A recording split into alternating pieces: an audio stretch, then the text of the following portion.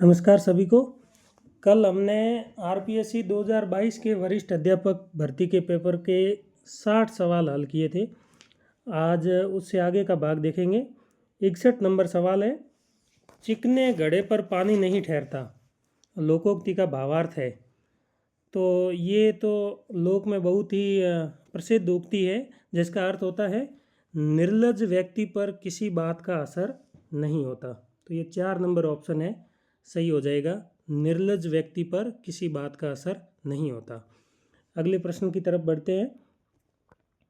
अगला प्रश्न है, उपन्यास के विकास क्रम से संबंधित कौन सा कथन गलत है?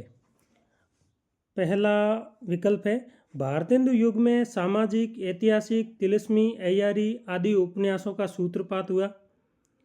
2 नंबर है, प्रेमचंद से पूर्व हिंदी उपन्यास चरमोत्कर्ष को प्राप्त कर चुका था। 3 नंबर ऑप्शन है, प्रेमचंद ने हिंदी कथा साहित्य को मनोरंजन के स्तर से उठाकर जीवन के साथ सार्थक रूप से जोड़ने का काम किया। और 4 नंबर ऑप्शन है, प्रेमचंद के उपरांत मनोविज्ञान, इतिहास, ग्रामांचल, आधुनिकता बोध, प्रयोगशीलता आदि विविध पृष्ठभूमियों पर उपन्यास लिखे गए। तो इसमें पहला ऑप्शन बिल्कुल ठीक है कि भारतेंदु युग में सामाजिक, ऐतिहासिक, तिलिस्मी, अय्यारी आदि उपन्यासों का सूत्रपात हुआ। लेकिन जो दूसरा ऑप्शन है कि प्रेमचंद से पूर्व हिंदी उपन्यास चरमोत्कर्ष को प्राप्त कर चुका था, ये सही नहीं है, क्योंकि प्रेमचंद से पूर्व हिंदी उपन्यासों का सूत्रपात तो हो चुका था, लेकिन उसमें मनोरंजन प्रदान या तिलिस्मी, अय्यारी आदि उपन्यास लिखे जा रहे थे। लेकिन उपन्यासों को जो आम आदमी से जोड़ने का जो काम है वो प्रेमचंद ने किया। तो ये 2 नंबर ऑप्शन है, गलत हो जाएगा। बाकी प्रेमचंद ने हिंदी कथा साहित्य को मनोरंजन के स्तर से उठाकर जीवन के साथ सार्थक रूप से जोड़ने का काम किया, बिल्कुल ठीक है। और प्रेमचंद के बाद मनोविज्ञान, इतिहास, ग्रामांचल, आधुनिकता बोध, प्रयोगशीलता आदि विविध पृष्ठभूमियों पर उपन्यास लिखे गए, जैसे मनोविज्ञान में अज्ञेय है आदि उपन्यासकार हुए। अगले सवाल की तरफ बढ़ते हैं। पूर्वी हिंदी के अंतर्गत कौन सी बोली नहीं है? देखिए विद्यार्थियों, ध्यान होना चाहिए कि हिंदी को 5 उपभाषाओं में बांटा गया है। पूर्वी हिंदी, पश्चिमी हिंदी, राजस्थानी, बिहारी, पहाड़ी। तो इसके अंतर्गत पूर्वी हिंदी के अंदर छत्तीसगढ़ी, बघेली और अवधी 3 उपभाषाएं आती है, 3 बोलियां आती है। तो ये 2 नंबर ऑप्शन है जो कि बुंदेली, ये पश्चिमी हिंदी के अंतर्गत आता है। तो ये सही हो जाएगा इस सवाल का उत्तर। अगले सवाल को देखते हैं। तुलसीदास की पंक्तियां हैं, भनीति मोरी सब गुण रहित, विश्व विदित गुण एक, सो विचारी सुनहि सुमति, जिन्ह जिन्ह के विमल विवेक। उक्त पद्यांश में तुलसीदास ने किस गुण की ओर संकेत किया है? ये तुलसीदास ने खुद की जो भनीति का अर्थ होता है रचना या कविता, तो तुलसीदास कहते हैं कि मेरी रचना है वो सभी गुणों से रहित है, लेकिन केवल एक गुण है कि उसके अंदर मैंने प्रभु के चरित्र का बखान किया है, और उसी को सोचकर सभी लोग हैं वो उसको सुनते हैं या पढ़ते हैं। तो इसमें उक्त पद्यांश में तुलसीदास ने किस गुण की ओर संकेत किया है? तो इसका गुण हो जाएगा प्रभु का चरित्र। यानी मेरी कविता है वो सभी गुणों से रहित है, बनीती मोरी सब गुण रहित, लेकिन विश्व विदित गुण एक प्रभु के चरित्र का जो है मैंने बखान किया है, तो वो एक गुण है और उसी को ध्यान में रखकर सभी सज्जन है उसको सुनते पढ़ते हैं। अगले सवाल को देखते हैं। भगत देखिया राजी होया, जगत देखिया रोया, असुआ जल सींच सींच प्रेम बेली बोया।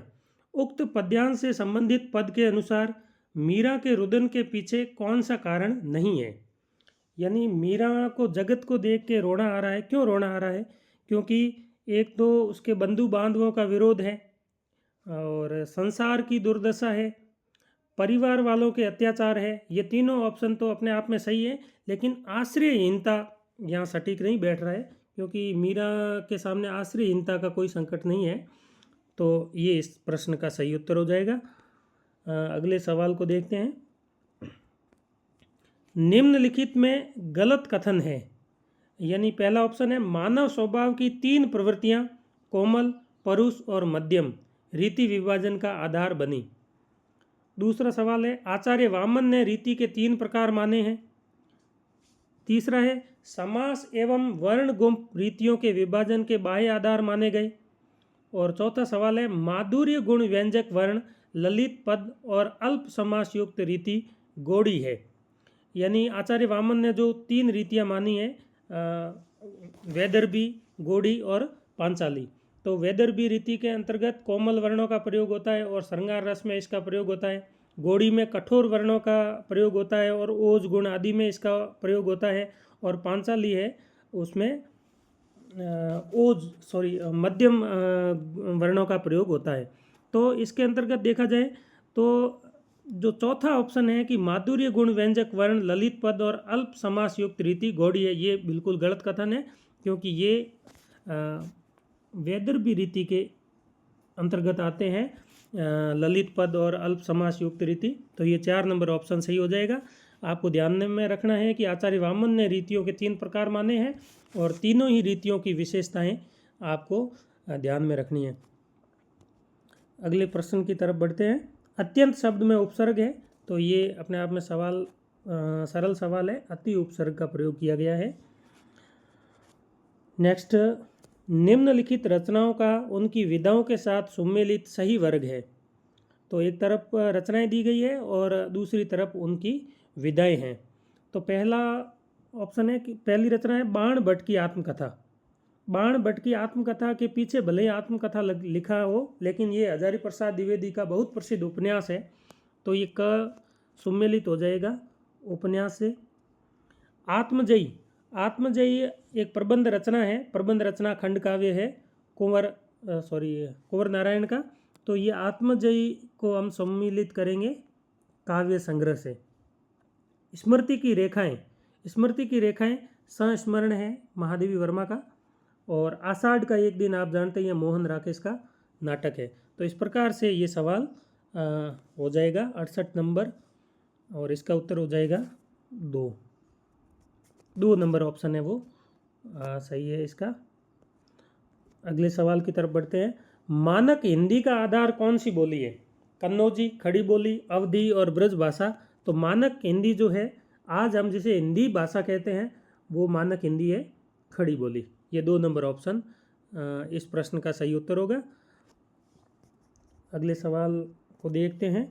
अगला ये पंक्तियां हैं, कामायनी से ली गई है। ढक रहे थे उसका वपु कांत, बन रहा था वह कोमल वर्म। इसमें वपु का अर्थ क्या है? ये जब श्रद्धा के रूप का बखान करते हुए ये पंक्तियां हैं, तो इसमें वपु का अर्थ होगा देह अर्थात शरीर। अगले सवाल को देखते हैं। आचार्य वामन के मतानुसार गुण विषयक कौन सा कथन सही नहीं है? अर्थ की स्पष्टता प्रसाद गुण है, ये भी ठीक है। गुण काव्य का नित्य तत्व है, ठीक है। ये काव्य के शोभा कारक धर्म है, ये भी ठीक है। और गुणों की कुल संख्या 3 है। आचार्य वामन ने गुणों की संख्या 20 मानी है। कितनी मानी है? 20। तो ये तथ्य हमें ध्यान में रखना है। आचार्य वामन ने 20 गुण माने हैं। अगले सवाल को देखते हैं। सूबेदार हजारा सिंह जर्मन अफसर को अपना लेफ्टिनेंट साहब क्यों समझ बैठा? ये अगर आपने चंद्रधर शर्मा गुलेरी की कहानी उसने कहा था पढ़ी हो, तो ये सवाल आसानी से हल हो जाएगा। इस प्रकार की जो कहानियाँ होती है उनको अगर हम 2-3 बार ये कहानी को पढ़ लेते हैं, तो फिर उसके अंदर से कैसा भी सवाल पूछे उसके गलत होने की संभावना कम रहती है। तो सूबेदार हजारा सिंह जर्मन अफसर को अपना लेफ्टिनेंट साहब क्यों समझ बैठे थे? क्योंकि उसने लेफ्टिनेंट साहब की वर्दी पहन रखी थी। अगले सवाल को देखते हैं। निम्नलिखित वाक्यों की शुद्धता पर विचार कीजिए। अपनी कक्षा के सभी लड़कों का नाम बताओ। तो ये अशुद्ध हो गया, क्योंकि अपनी कक्षा के सभी लड़कों के नाम बताओ होगा। महात्मा ने अपराधी को शाप दिया, बिल्कुल ठीक है। मैंने फल वाले से फल खरीदे और आपसे निवेदन है, ये भी ठीक है। जो आना चाहते हैं वह आ सकते हैं। तो जो आना चाहते हैं वे आ सकते हैं। तो इस प्रकार से यहाँ एक तो सही हो जाएगा आपके ब, महात्मा ने अपराधी को शाप दिया, एक ब सही है। और दूसरा द, आपसे निवेदन है। तो ब और द किस ऑप्शन में है? 2 नंबर ऑप्शन में है। तो ये सही हो जाएगा 2 नंबर ऑप्शन। अगले सवाल को देखते हैं। कामायनी उस अर्थ में कथा काव्य नहीं है जिस अर्थ में साकेत है। कामायनी की कथा केवल एक फैंटेसी है, ये विचार किसका है? तो ये कामायनी के ऊपर एक आलोचनात्मक पुस्तक लिखी है, कामायनी एक पुनर्विचार, गजानन माधव मुक्तिबोध। बहुत प्रसिद्ध पुस्तक है और अक्सर परीक्षाओं में पूछी जाती है। कामायनी के ऊपर जो 2-3 पुस्तकें लिखी गई है, जैसे कामायनी के अध्ययन की समस्याएं डॉक्टर नगेंद्र की पुस्तक है, या कामायनी एक पुनर्विचार गजानन माधव मुक्तिबोध की पुस्तक है। तो ये इसी पुस्तक का एक वाक्य है, तो इसका सही उत्तर हो जाएगा गजानन माधव मुक्तिबोध। अगले सवाल को देखते हैं। भूषण द्वारा रचित शिवराज भूषण काव्य का मुख्य विषय क्या है? तो आपको पता होगा, शिवराज भूषण है वो प्रसिद्ध अलंकार ग्रंथ है, तो इसका 4 नंबर ऑप्शन है वो सही हो जाएगा। अगले सवाल को देखते हैं। निम्नलिखित वाक्यों में से कर्म वाच्य का उदाहरण कौन सा है? तो इसके चारों ही ऑप्शन अपने आप में विरोधाभासी होने के कारण आरपीएससी ने इस सवाल को डिलीट कर दिया है। अगले सवाल को देखते हैं।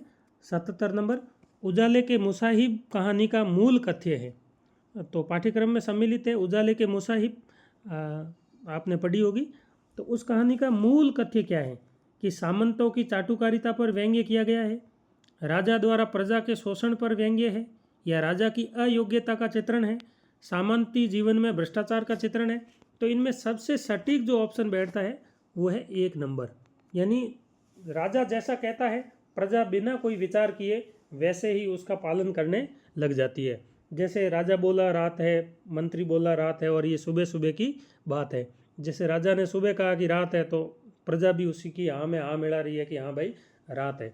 तो इस प्रकार ये इस कहानी का जो मूल कथ्य है। अगले सवाल को देखते हैं। निम्नलिखित में शुद्ध वाक्य है, अब और स्पष्टीकरण करने की आवश्यकता नहीं है। तो स्पष्ट के साथ में करण आ गया, तो वापस करण करने शब्द का प्रयोग करने से ये वाक्य शुद्ध वाक्य न रह गया, ये अशुद्ध हो गया है।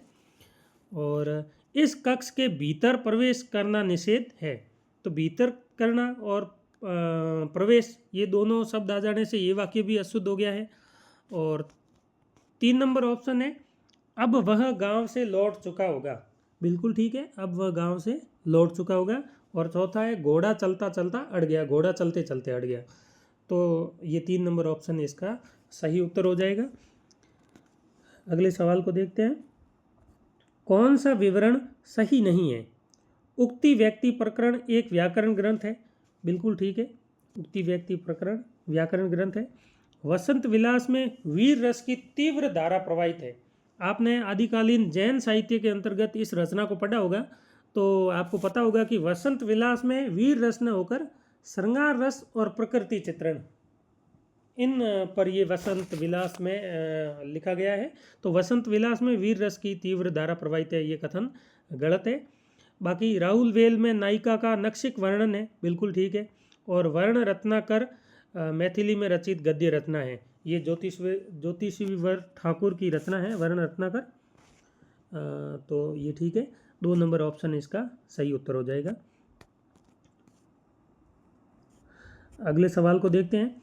किस वाक्य में संबंध सूचक अव्यय का प्रयोग नहीं हुआ है? तो व्याकरण का सवाल है, और इसके अंतर्गत आपका ये हो जाएगा, यह काम पहले करना चाहिए। यह अर्थात 3 नंबर जो है वो सही हो जाएगा इसका उत्तर, यह काम पहले करना चाहिए। अगले सवाल को देखते हैं। बिहारी सतसई से दोहा लिया गया है। सन्नी कज्जल चख जख लगन उपजो सुदिन सनेहु, क्यों न नृपति अवे भोगवे लही सुदेशु सबु देहु। तो इस दोहे के विषय में कौन सा कथन गलत है? तो ये ज्योतिष को आधार बना के दोहा लिखा गया है कि सन्नी कज्जल, कज्जल है काजल है, वो सन्नी की तरह नक्षत्र की तरह लग रहा है। चख यानी आँखें हैं, वो मछली की तरह है।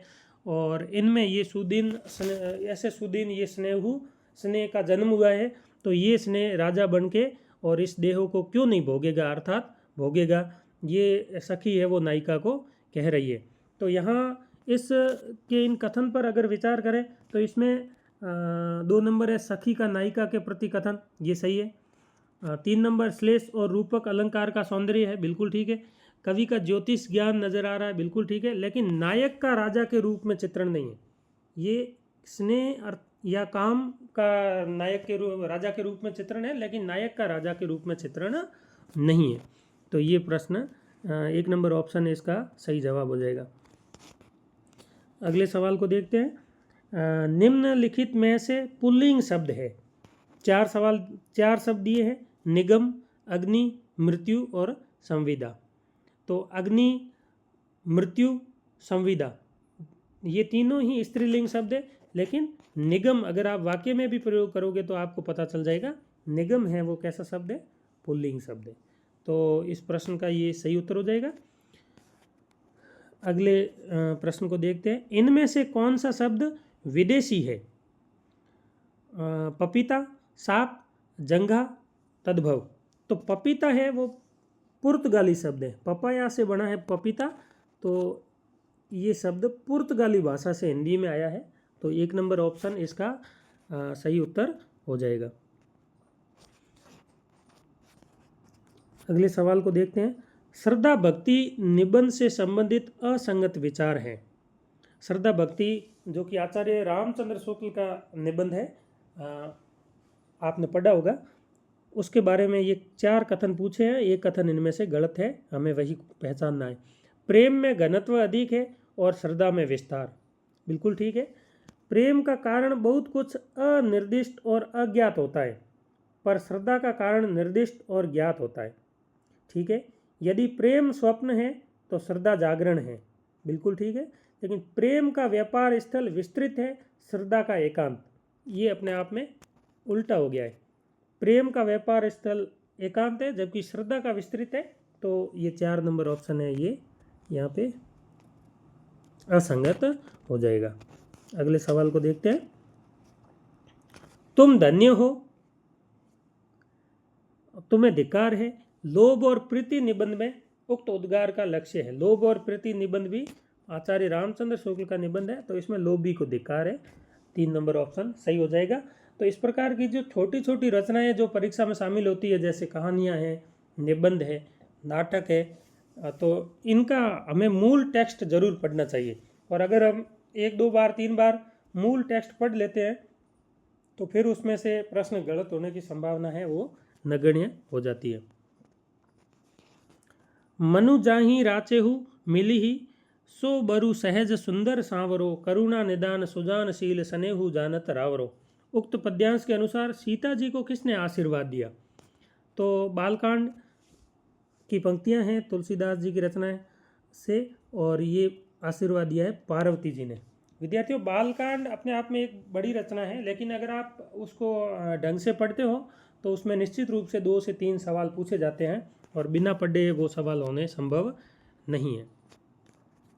कंगाली में आटा गीला लोकोक्ति का अर्थ है थोड़ा थोड़ा इकट्ठा करना, धन की निरंतर कमी होना, मुसीबत पर मुसीबत आना, कष्ट में राहत।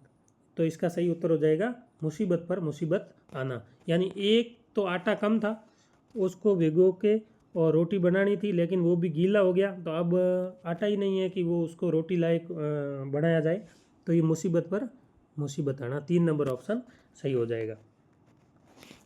दंतोष्ठ्य व्यंजन बताइए, यानी दांतों और होठों दोनों का प्रयोग होता हो जिसके उच्चारण में, तो आप उच्चारण करके देखोगे तो वह दांतों का भी प्रयोग हो रहा है, होठों का भी प्रयोग हो रहा है। तो 1 नंबर ऑप्शन है वो इस प्रश्न का सही उत्तर हो जाएगा। कविता सविता से अच्छा गाती है, वाक्य में कौन सा कारक है? तो जहाँ तुलना की जाती हो या अलग होने का भाव हो, तो वहाँ कौन सा कारक होता है?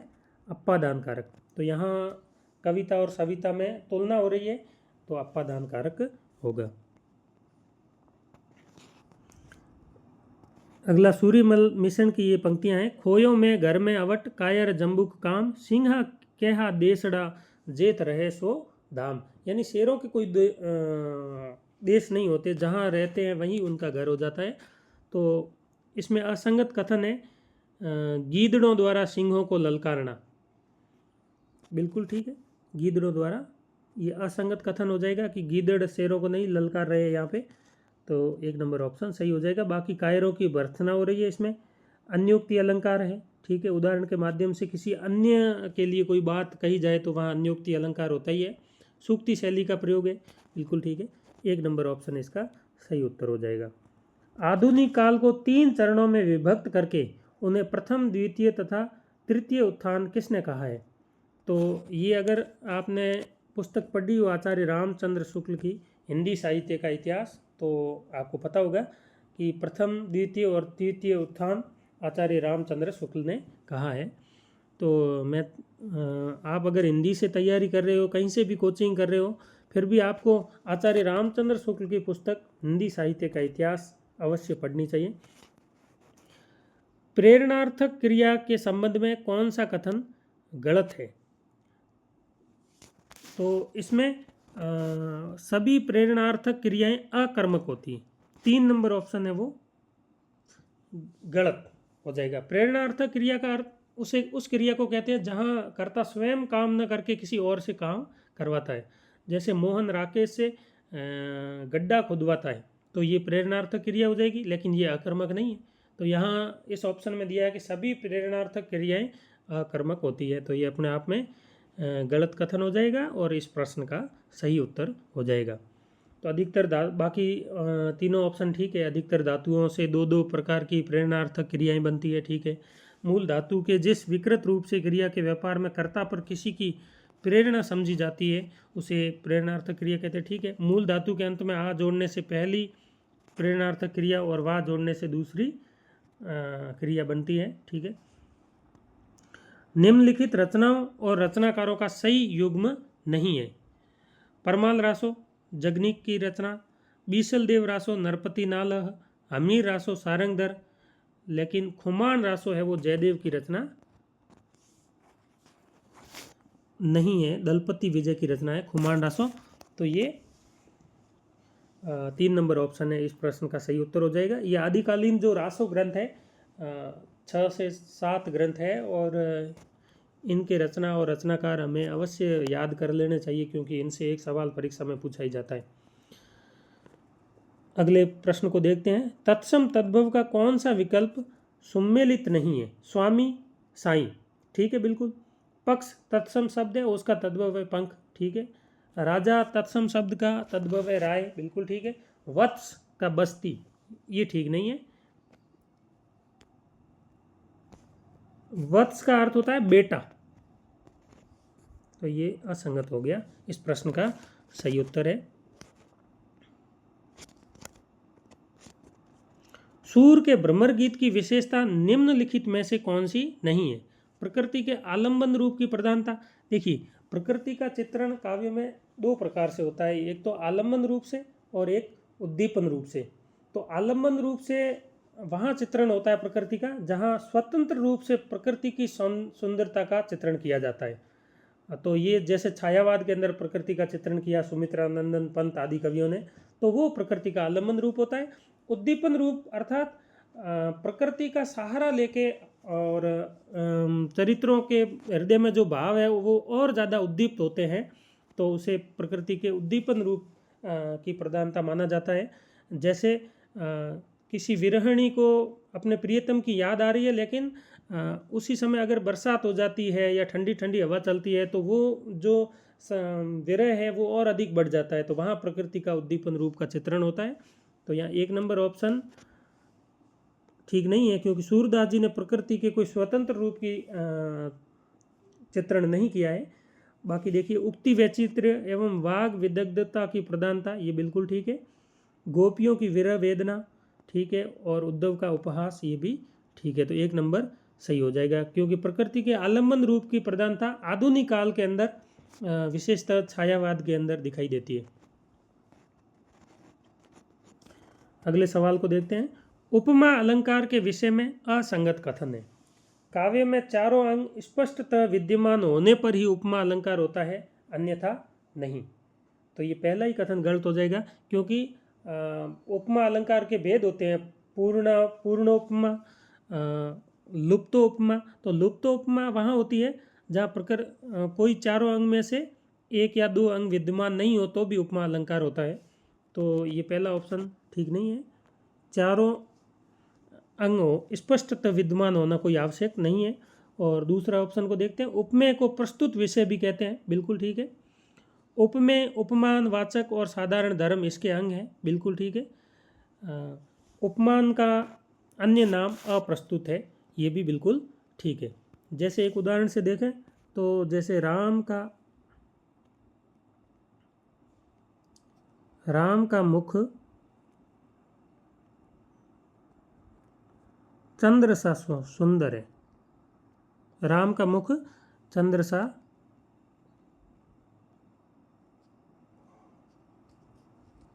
सुंदर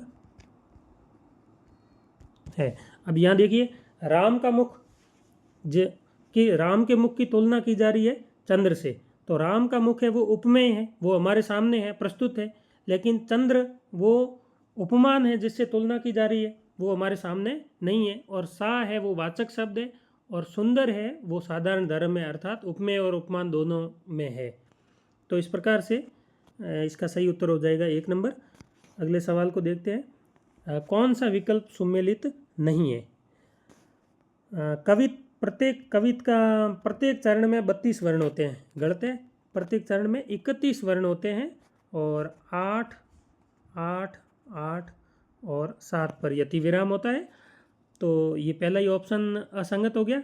बाकी हरिगीति का छंद के प्रत्येक चरण में 28 मात्राएं होती है, बिल्कुल ठीक है। द्रुत विलंबित वर्णिक समवृत्त छंद है, ये भी ठीक है। और चौपाई मात्रिक सम छंद है, ये भी ठीक है। तो कवित्व के प्रत्येक चरण में 31 वर्ण होते हैं, ये असंगत हो जाएगा। अगले सवाल को देखते हैं। कौन सा विकल्प सुमेलित नहीं है? रेखाएं बोल उठी, ये देवेंद्र सत्यार्थी की रचना है, ठीक है। हमारे आराध्य बनारसी दास चतुर्वेदी, ये भी ठीक है। माटी की मूर्तें राम वृक्ष बेनीपुरी की प्रसिद्ध रचना है, ये भी ठीक है। लेकिन जो न भूल सका, ये कन्हैयालाल मिश्र प्रभाकर की रचना न होकर के भदत्त आनंद कोसलायन की रचना है। तो ये 2 नंबर ऑप्शन है इसका सही हो जाएगा इस प्रश्न का उत्तर। अगले सवाल को देखते हैं। किस विकल्प में सभी शब्द भाववाचक संज्ञाएं? आकार, वर्तमान, समान, या समझ, बुढ़ापा, चतुराई, मिठास, सत्य, पालतू, गहरा, उष्णता, अनुचित। तो ये सही हो जाएगा 2 नंबर ऑप्शन में, समझ, बुढ़ापा और चतुराई तीनों ही भाववाचक संज्ञा है। अगले प्रश्न की तरफ बढ़ते हैं।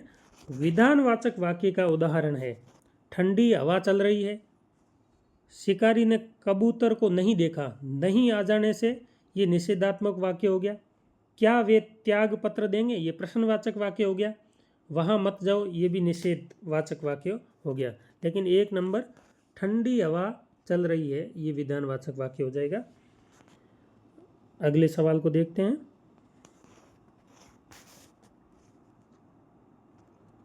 निम्नलिखित में क्रिया विशेषण उपवाक्य नहीं है।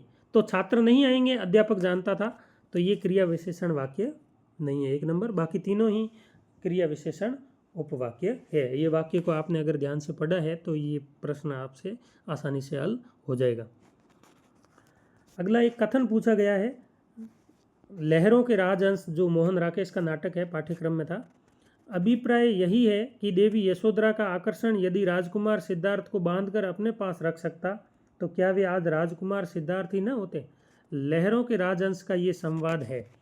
ये ऐसे कथन जब भी पूछे जाते हैं वो आपसे तभी हल होंगे जब आपने उस रचना को बहुत ध्यान से पढ़ा होगा। अन्यथा ये किसी भी रचना के अगर महत्वपूर्ण कथनों को, ऐसी रचनाओं के अगर महत्वपूर्ण कथन याद करते हैं तो ये ठीक बात नहीं है, क्योंकि अपना प्रश्न सही नहीं होगा। तो ये अगर नाटक पढ़ा है तो ये 3 नंबर ऑप्शन ठीक हो जाएगा। सुंदरी का अलका के प्रति ये कथन है। पथिक संदेशो कहियो जाए, पद में पथिक शब्द किसके लिए आया है? तो ये जो गोपियां हैं वो उद्धव जी को कहती है कि आप जाके श्री कृष्ण को ये संदेशा कहना, तो पथिक शब्द है ये उद्धव जी के लिए आया है। अगले सवाल को देखते हैं। समकालीन रचनाकार है, रचनाकारों और रचनाओं को सम्मिलित कीजिए। अशोक वाजपेयी की रचना है समय के पास समय है, ठीक है। लीलाधर जगूड़ी, देखिए लीलाधर जगूड़ी, मंगलेश डबराल, अशोक वाजपेयी, ये बहुत समकालीन बहुत प्रसिद्ध रचनाकार है। जैसे धूमिल है, इनकी रचनाएं आपको अवश्य याद होनी चाहिए, क्योंकि प्रत्येक परीक्षा के अंदर ये रचनाएं पूछी जाती है। तो लीलाधर जगूड़ी की रचना है रात अब भी मौजूद है। मंगलेश डबराल, पहाड़ पर लालटेन। और ऋतुराज जो कि राजस्थान के साहित्यकार थे, इनकी रचना है सुरत निरत। तो इस प्रकार से 104 नंबर सवाल का सही उत्तर हो जाएगा 3 नंबर। ठीक है, अगले सवाल को देखते हैं। पूर्वी हिंदी का उद्भव किस अपभ्रंश से हुआ? जब हिंदी भाषा का उद्भव एवं विकास अपने पाठ्यक्रम में है तो ये जो चैप्टर है ये अपने को अच्छी तरह से तैयार कर लेना चाहिए, क्योंकि जो 5 उपभाषाएं हैं उनका जो विकास है किस किस अपभ्रंश से हुआ है। जैसे बिहारी का मागधी अपभ्रंश से हुआ है, पश्चिमी हिंदी इनका उद्भव है वो शोरसेनी अपभ्रंश से हुआ है। तो पूर्वी हिंदी का उद्भव है वो किस अपभ्रंश से हुआ है? अर्धमागधी अपभ्रंश से। ठीक है, अगले सवाल की तरफ बढ़ते हैं। कौन से विकल्प में द्विगु समास के उदाहरण है? तो ये ऑप्शन सटीक नहीं बैठने के कारण आरपीएससी ने इस प्रश्न को भी डिलीट कर दिया है। 107 नंबर सवाल। जिसका हृदय उतना मलिन जितना कि शीर्ष वलक्ष है, तो यह वलक्ष से आशय क्या है? तो ये कुरुक्षेत्र की पंक्तियां हैं, दिनकर की रचना है, पाठ्यक्रम में शामिल है। तो उसका हृदय है वो इतना मलिन है जितना उसका शीर्ष है वो चमकीला है। शीर्ष जितना उज्जवल है उतना ही हृदय मलिन है, अर्थात बाहर से जितना चमकीला है उतना ही अंदर से मैला है। तो ये वलक्ष का अर्थ हो जाएगा चमकीला। अगले सवाल को देखते हैं। वज्र सा कुछ टूट कर स्मृति में गिरा, दब गए कौंते दुर्वह भार से। कुरुक्षेत्र के अनुसार वज्र सा गिरने पर स्मृति हो आई। तो ये कुरुक्षेत्र रचना अगर आपने पढ़ी हो तो वहाँ पे इस रचना का अर्थ भी आपको पता होगा कि यहाँ अभिमन्यु के अन्यायपूर्ण वध की जब दुर्योधन कौंते यानी दुर्योधन को याद आ जाती है तो उनको ऐसा लगता है कि उनकी स्मृति में कोई वज्र सा टूट के गिरा है। तो 1 नंबर ऑप्शन है वो सही हो जाएगा। कबीर की साखी दी हुई है। जब मैं था तब हरि नहीं, अब हरि है मैं नहीं। यानी जब मैं था तब हरि नहीं, अब हरि है मैं नहीं। सब अंधियारा मिट गया जब दीपक देखा माही। तो यहाँ मैं कौन है? मैं का अर्थ है अहंकार, अर्थात जब अहंकार था तब हरि नहीं थे, अब अहंकार नहीं है तो हरि है। तो यहाँ इस साखी का भावार्थ ये हो जाएगा कि अहंकार त्यागे बिना परमात्मा से मिलना संभव नहीं है। तो 109 का 1 नंबर ऑप्शन है वो इस प्रश्न का सही उत्तर हो जाएगा। अगले सवाल को देखते हैं। किस विकल्प में विराम चिन्ह का नाम और उसका चिन्ह सम्मिलित नहीं है? अर्ध विराम बिल्कुल ठीक है, पूर्ण विराम ठीक है, निर्देशक चिन्ह ये भी ठीक है, लेकिन त्रुटिपूरक पद या हंस पद, अर्थात अपने कोई पंक्ति लिखी और उसमें से कोई शब्द भूल से रह गया और फिर उसको लिखने के लिए एक चिन्ह किया जाता है, वो चिन्ह इस प्रकार का चिन्ह होता है। तो यहाँ जो डैश डैश डैश दिया हुआ है, बिंदु दिए हुए हैं, ये सही नहीं है। तो 4 नंबर ऑप्शन है वो इस प्रश्न का सही उत्तर हो जाएगा। अगले सवाल को देखते हैं। निम्नलिखित में गलत संधि विच्छेद है। जगत गुरु, जगत धन गुरु। तो आपको पता है कि ये जगत के हलंत आएगा, व्यंजन संधि। तो ये पहला ही उत्तर है वो, इसका पहला ही ऑप्शन है वो सही उत्तर हो जाएगा। वार्ता धन आलाप ये भी ठीक है, मत एक ये भी ठीक है, पितृ धन इच्छा ये भी ठीक है। संवृत्त स्वर है। संवृत्त स्वर ये आपने रट रखे होंगे या आपको पता होंगे। 1 नंबर उ ये है वो संवृत्त स्वर है। अगले सवाल की तरफ बढ़ते हैं। किस विकल्प में समश्रुत भिन्नार्थक शब्दों का अर्थ भेद सम्मिलित नहीं है? अर्थात सुनने में एक जैसे लगते हैं लेकिन उनके अर्थ है वो अलग अलग होते हैं। तो इसका सही उत्तर नहीं है वो पूछा है। किस विकल्प में समश्रुत भिन्नार्थक शब्दों का अर्थ भेद सम्मिलित नहीं है? तो पहला है अली। अली, अली का अर्थ सखी और अली का अर्थ भौरा। तो ये ऑप्शन अपने आप में ठीक नहीं है, क्योंकि ये विपरीत लिखा है। क्योंकि छोटी अली होती है तो उसका अर्थ हो जाता है भौरा और बड़ी अली का सखी। तो ये सही हो जाएगा। बाकी देखिए व्रण गाव, व्रण और वर्ण, गाव और रंग ये भी बिल्कुल ठीक है। वस्तु का अर्थ होता है पदार्थ और वास्तु का अर्थ होता है भवन, ये भी ठीक है। मल का अर्थ होता है गंदगी और इस मल का अर्थ होता है पहलवान, ये ठीक है। वस्तु का अर्थ पदार्थ, वास्तु का भवन, ठीक है। लेकिन ये पहला ऑप्शन है ये ठीक नहीं है, तो ये इसका सही उत्तर हो जाएगा। अगले सवाल को देखते हैं। रामचरितमानस के बाल कांड में वक्ता श्रोता के रूप में किसका उल्लेख नहीं है? देखिए, अधिकतर विद्यार्थी है वो बाल कांड को थोड़ा बड़ी रचना समझ के छोड़ देते हैं, लेकिन अगर उसको ढंग से तैयार किया जाए तो आपसे 3 से 4 सवाल परीक्षा में पूछे जाते हैं। तो ये वक्ता श्रोता के रूप में कौन नहीं है?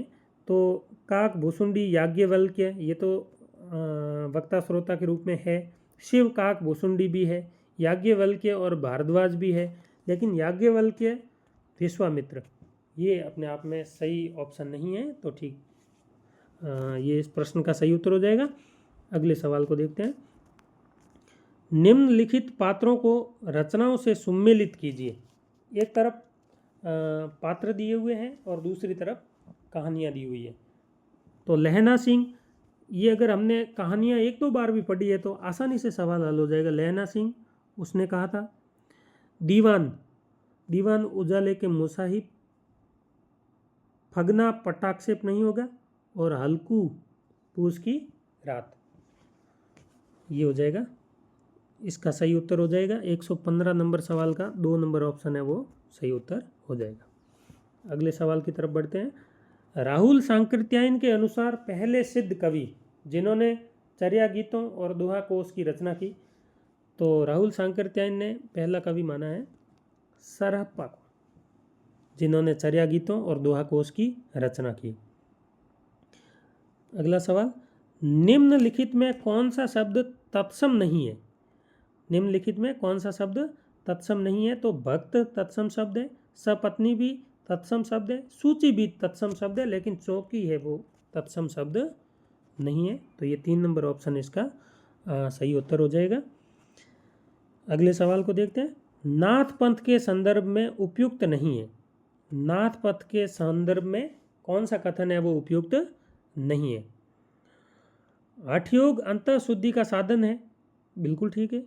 गुरु की महत्ता नाथ पंथ में मिलती है, और ये भी ठीक है। 4 नंबर ऑप्शन है ईश्वर निराकार स्वरूप है, तो नाथों ने ईश्वर को निराकार माना, ये भी ठीक है। नाथ पंथ के प्रवर्तक मत्स्येंद्र नाथ न होकर के गोरखनाथ है, तो ये दूसरा ऑप्शन है ये सही नहीं है।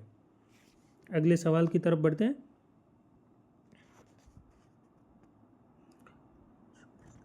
निम्नलिखित में से कौन सा कथन आचार्य रामचंद्र शुक्ल के विचारों के विपरीत है?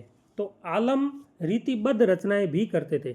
आलम आपको पता होगा रीति मुक्त काव्य धारा, आलम, बोधा, ठाकुर, घनानंद ये रीति मुक्त काव्य धारा के अंतर्गत आते हैं, तो ये पहला ही ऑप्शन है ये सही नहीं है।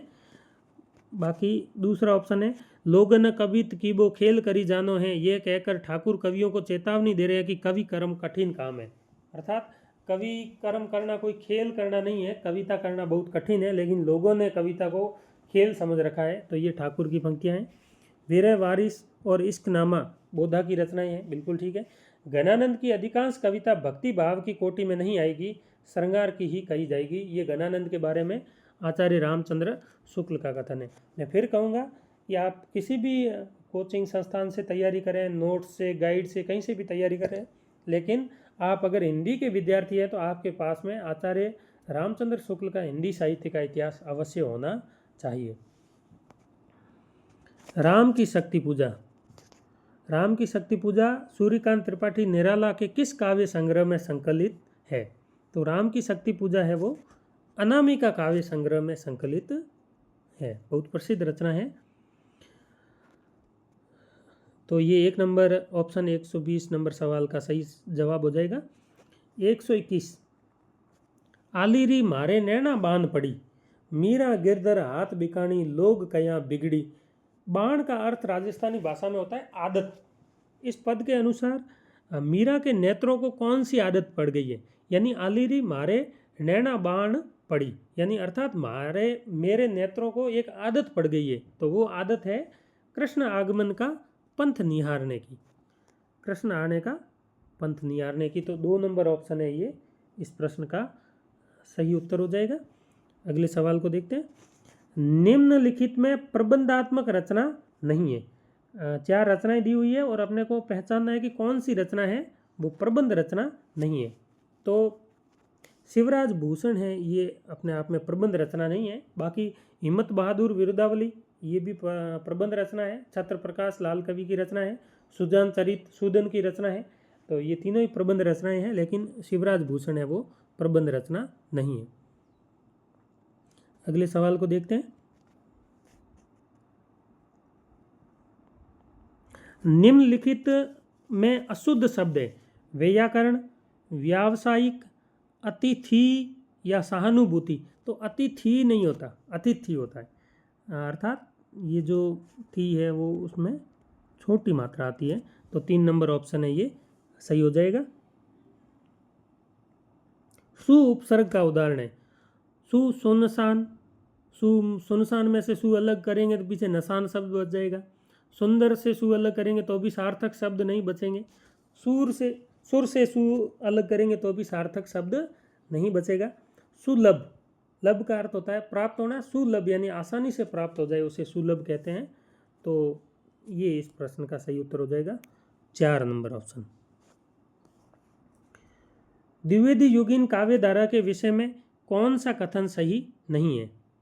यानी द्विवेदी युग काव्य धारा आपने पढ़ी होगी, उस युग की प्रवृत्तियां भी पढ़ी होगी आपने, तो उसमें से कौन सा कथन सही नहीं है उसकी पहचान करनी है। इस युग का कवि रूढ़ि मुक्त होकर नए युग की संवेदनाओं को ग्रहण करना चाहता था। बिल्कुल, महावीर प्रसाद द्विवेदी ने जो परंपरा से चले आ रहे थे काव्य के विषय, उनसे हटकर सामाजिक उपयोगिता की कविता करने पर बल दिया। तो रूढ़ि मुक्त होकर नए युग की संवेदनाओं को ग्रहण करना चाहता था, बिल्कुल ठीक है। इस युग के कुछ कवियों ने ब्रज भाषा में भी काव्य रचना की, ये भी सही है। आचार्य शुक्ल ने इसे नई धारा द्वितीय उत्थान नाम दिया, ये भी ठीक है। इस युग में प्रबंध रचनाओं का नितांत अभाव रहा, ये अपने आप में ठीक नहीं है, क्योंकि इस युग के बहुत प्रसिद्ध कवि मैथिली शरण गुप्त, जिनकी बहुत सारी प्रबंध रचनाएं हैं, और भी कई कवि हुए जिन्होंने प्रबंध रचनाएं लिखी है। तो ये 4 नंबर ऑप्शन है सही नहीं है। अगले सवाल को देखते हैं। शब्द और उसमें प्रयुक्त प्रत्यय की दृष्टि से सुसंगत विकल्प है, कौन सा विकल्प है वो सही है। तो यहाँ 3 नंबर ऑप्शन है वो सही हो जाएगा। अगला देखते हैं। फगना आदि को लच्छी राम का प्रधान बनना क्यों गवारा नहीं था। ये आपने कहानी पढ़ी होगी, पटाक्षेप नहीं होगा। तो ये अगर पाठ्यक्रम में शामिल कहानियाँ अगर आप ढंग से पढ़ लेते हैं तो फिर इस प्रकार के सवाल आसानी से, बहुत आसानी से हल हो जाते हैं। क्योंकि लच्छी राम का प्रधान बनना क्यों गवारा नहीं था, क्योंकि उन्हें आशंका थी कि वह राम सिंह के हाथ की कठपुतली बन जाएगा। तो 3 नंबर ऑप्शन है ये सही हो जाएगा इसका।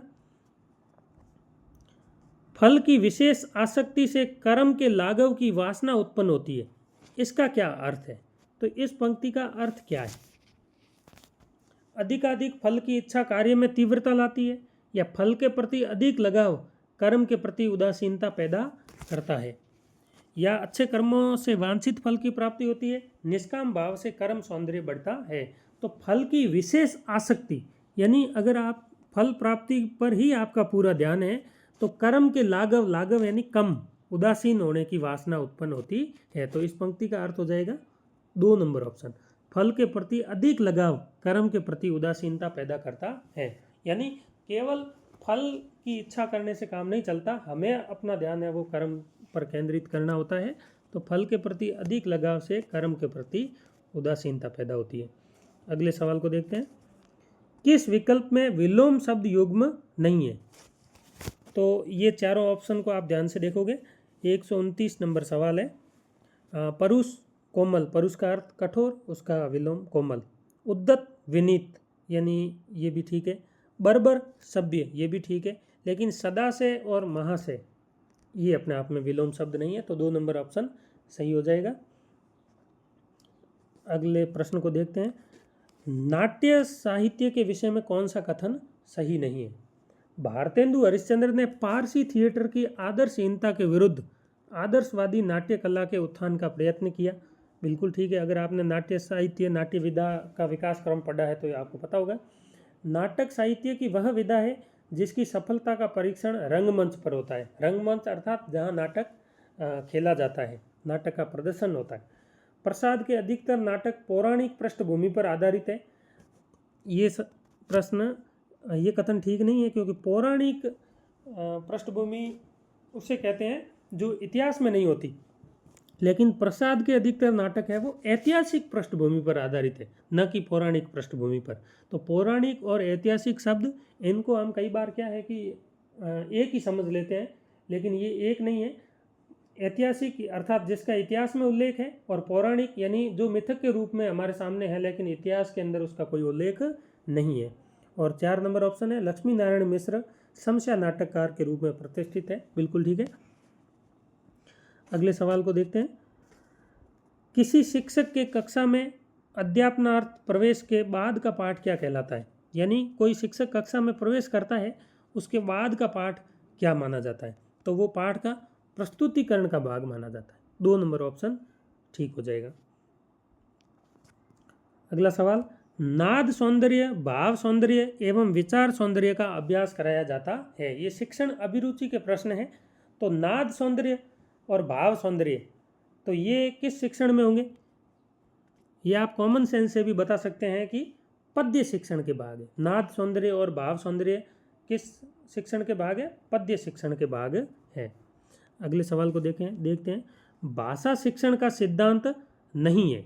कौन सा सिद्धांत है वो भाषा शिक्षण का सिद्धांत नहीं है? तो स्वाध्याय विधि का सिद्धांत, या स्वाभाविक विधि के अनुसरण का सिद्धांत, रोचकता का सिद्धांत, व्यक्तिक विभिन्नता का सिद्धांत। तो ये बाकी तीनों सिद्धांत है, लेकिन 1 नंबर ऑप्शन है, ये भाषा शिक्षण का सिद्धांत नहीं है। अगले सवाल को देखते हैं। वस्तुनिष्ठ प्रश्न का प्रकार नहीं है। युगलीकरण, सत्य असत्य प्रश्न, बहुविकल्प प्रश्न, ये तीनों ही प्रश्न वस्तुनिष्ठ प्रश्न के प्रकार है, लेकिन लघु उत्तरात्मक प्रश्न है वो वस्तुनिष्ठ प्रश्न के प्रकार नहीं है। तो 2 नंबर ऑप्शन इस प्रश्न का सही उत्तर हो जाएगा। अपने विचारों को सदियों तक सुरक्षित रखने हेतु निम्न में से किसकी आवश्यकता है? अगर आपकी कई बातें सदियों तक सुरक्षित रखनी है तो उसको क्या करना पड़ेगा? लिखना पड़ेगा। तो लिखित अभिव्यक्ति के अंतर्गत आएगी। अगला सवाल, हर्बट के पंचपदीय पाठ योजना का तार्किक क्रम है। हर्बट आपके पाठ्यक्रम में ये विषय है तो आपने पढ़ा होगा, बहुत प्रसिद्ध विचारक हुए हैं हर्बट। 136 नंबर सवाल, तो इसका हो जाएगा, पहले प्रस्तावना करो, उसके बाद प्रस्तुतिकरण करो, फिर तुलना करो, तुलना करते हुए क्या बनाओ? सामान्यीकरण अर्थात नियम बनाओ, और फिर उस नियम का क्या करो? प्रयोग करो। तो ये 4 नंबर ऑप्शन है इस प्रश्न का सही उत्तर हो जाएगा। अनुभूति प्रदान पाठ किसे कहा जाता है? तो अनुभूति प्रदान पाठ सूचना देने वाले पाठों को कहा जाएगा, या प्रायोगिक पाठों को कहा जाएगा, कौशल के पाठों को कहा जाएगा, या साहित्यिक पाठों को कहा जाएगा? तो साहित्य अनुभूति प्रदान होता है, तो अनुभूति प्रदान अर्थात साहित्यिक पाठों को अनुभूति प्रदान पाठ कहते हैं। रंगमंच प्रणाली का दूसरा रूप है। रंगमंच अर्थात कोई नाटक है और उसको जिस मंच पे खेला जाता है साज सज्जा के साथ में, तो उसे रंगमंच कहते हैं। लेकिन विद्यालय में जब ऐसी नाट्य रचनाएं पढ़ाई जाती है तो रंगमंच विद्यालय के अंदर बनाना पॉसिबल नहीं होता, तो उसको कहाँ करते हैं? उस नाटक का मंचन कक्षा में अभिनय करते हैं। तो रंगमंच प्रणाली का एक छोटा रूप क्या है? कक्षा अभिनय, जिसके अंदर जो पात्र है, बच्चे हैं, वो अलग अलग पात्रों के रूप में तैयार होते हैं और उस रचना को कक्षा के अंदर ही अभिनीत करते हैं। अगले सवाल को देखें। आजकल वर्तनी संबंधी अशुद्धियाँ माध्यमिक स्तर तथा उच्च माध्यमिक स्तर पर काफ़ी पाई जा रही है, जिनका कारण नहीं है। तो व्याकरण की अनभिज्ञता, ये तो कारण है, क्योंकि व्याकरण का सही तरीके से अगर बच्चे को ज्ञान नहीं है तो वो वर्तनी की अशुद्धि करेगा। उच्चारण की अशुद्धता, कई बार क्या है कि विद्यार्थी बचपन से ही किसी शब्द का गलत उच्चारण करता है तो वो बड़ा होकर वर्तनी की अशुद्धियाँ होगी उसकी भाषा में। लिपि के उचित ज्ञान का अभाव, ये भी वर्तनी की अशुद्धि का कारण है। लेखन का प्रचुर अभ्यास, यानी कोई विद्यार्थी लेखन का प्रचुर अभ्यास करता है तो वो अशुद्धियाँ कम होती है, वो उसका कारण नहीं बनती है। तो ये 4 नंबर ऑप्शन है, ये सही हो जाएगा इसका। निम्नांकित में से कहानी शिक्षण का उद्देश्य है। कहानी शिक्षण क्यों करवाया जाता है? तो भाषा के सौंदर्य की समझ विकसित करना, छंद अलंकार एवं शब्द शक्ति का विकास करना, या उचित यति गति एवं लय का विकास करना, या बोध कल्पना एवं तर्क संगति का विकास करना। तो इसका सही उत्तर क्या हो जाएगा? 4 नंबर। बोध अर्थात बच्चा जाने, कल्पना कर सके, उसके अंदर तर्क शक्ति का विकास हो, उसके लिए कहानी का शिक्षण करवाया जाता है। बाकी जैसे छंद अलंकार शब्द शक्ति ये तो पद्य शिक्षण का भाग है। उचित गति यति एवं लय का विकास ये भी कविता शिक्षण का भाग है। और भाषा के सौंदर्य की समझ भी पद्य का भाग है। अगला देखें, सीधा तथ्य पूछा गया है, इकाई विधि के प्रवर्तक है। तो इकाई विधि के प्रवर्तक कौन है? H.C. मॉरिसन। H.C. मॉरिसन ये इकाई विधि के प्रवर्तक है। तो ये ठीक हो जाएगा। अगला सवाल, कुछ सवाल ही बचे हैं, कर लेते हैं इसी वीडियो में, हालांकि वीडियो थोड़ा लंबा हो गया है। मौखिक अभिव्यक्ति के मूल्यांकन हेतु कौन सी गतिविधि उपयुक्त नहीं है? यानी बच्चे की मौखिक अभिव्यक्ति का अगर मूल्यांकन करना है तो उससे क्या करवाएंगे? वाद विवाद से मूल्यांकन हो सकता है, परिचर्चा से मूल्यांकन हो सकता है, उत्सवों के अवसर पर जो भाषण देता है उससे भी मूल्यांकन हो सकता है, लेकिन लेखन कार्य ये से मौखिक अभिव्यक्ति का मूल्यांकन नहीं हो सकता। चित्र विस्तारक यंत्र है। चित्र विस्तारक अर्थात किसी चित्र को बड़ा करके दिखाना, तो वो किस प्रकार का यंत्र हो जाएगा? वो दृश्य यंत्र हो जाएगा। अगला सवाल, ट ठ स यानी ऋतु रसाणाम मूर्धा, इनका उच्चारण कहाँ से होता है? इनका उच्चारण मूर्धा से होता है। भाषा किस प्रकार का विषय है? यानी भाषा क्रियात्मकता प्रदान है या ज्ञान प्रदान है, सूचनात्मकता प्रदान है, तथ्यात्मकता प्रदान है? तो भाषा हमेशा कैसी होती है? क्रियात्मक होती है। तो 1 नंबर ऑप्शन इसका ठीक हो जाएगा। अगला सवाल, री का उच्चारण स्थान है, तो ऋतु रसाणाम मूर्धा, तो इसका सही उत्तर हो जाएगा मूर्धा। अगले सवाल को देखते हैं। तो ये जो शिक्षण अभिरुचि के सवाल होते हैं, अगर अपन थोड़ा इसमें समझ से काम ले तो ये प्रश्न आसानी से हल हो जाते हैं। हालांकि कुछ तथ्य भी पूछे जाते हैं जो अपने को याद करने होते हैं। कर्म गति टारे हूँ नाही टरे को एक शिक्षक अंतरकथा के माध्यम से विस्तार पूर्वक प्रस्तुत कर रहा है। कैसे प्रस्तुत कर रहा है? विस्तार पूर्वक प्रस्तुत कर रहा है। वह शिक्षक पद्य शिक्षण की किस विधि से अध्यापन कार्य कर रहा है? तो विस्तार से अगर किसी चीज़ को प्रस्तुत कर रहा है तो उसकी क्या कर रहा है? वो व्याख्या कर रहा है। 3 नंबर ऑप्शन है वो सही हो जाएगा। अगले सवाल को देखते हैं।